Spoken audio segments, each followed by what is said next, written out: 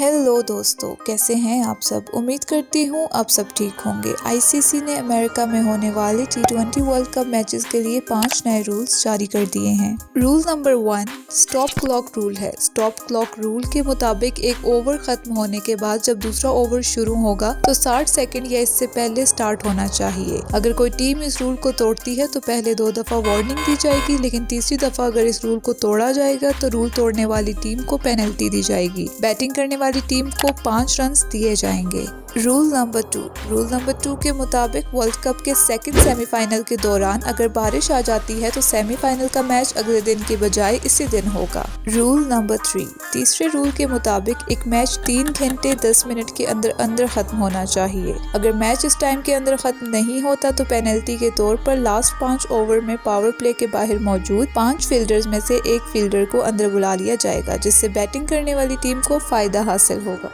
Rule number 4 चौथा rule ये है कि अगर कोई भी मैच टाई या बराबर हो जाता है तो एक पॉइंट के बजाय सुपर ओवर खेला जाएगा। अगर सुपर ओवर भी बराबर हो जाता है फिर दोबारा से सुपर ओवर होगा जब तक कोई भी टीम जीत नहीं जाती। रूल नंबर 5 के मुताबिक सुपर 8 के मैचेस में बारिश आने पर DLS मेथड इसी वक्त लागू होगा जब दोनों टीम्स ने कम अज कम 5 ओवर्स खेले होंगे, जबकि नॉकआउट मैचेस में DLS तभी लागू होगा जब दोनों टीम्स ने कम अज कम 10 ओवर्स खेले होंगे। खैर, आज की वीडियो के लिए इतना ही। अगर आपको वीडियो पसंद आए तो वीडियो को लाइक करें, चैनल को सब्सक्राइब करें और बेल आइकन को प्रेस करना मत भूलिएगा। शुक्रिया।